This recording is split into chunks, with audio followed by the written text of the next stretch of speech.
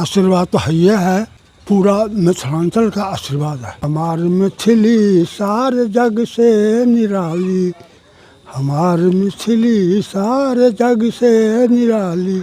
मैथिली का सबसे बड़ा मिथिला का जो योगदान है, जो तनु से नाम बदल कर मैथिली रखी। मैथिली ठाकुर ने खुद कही कि मेरा मतलब नाम मैथिली होना चाहिए। क्या बात है। सोशल मीडिया पर इन दिनों सबसे ज़्यादा ट्रेंडिंग में एक वीडियो चल रहा है, आप समझ ही गए होंगे। लोक गायिका मैथिली ठाकुर का बेनीपट्टी विधानसभा क्षेत्र उनका जन्म स्थान है और पूरे देश में, पूरे विश्व में मिथिला का प्रतिनिधित्व करती है संगीत के क्षेत्र में।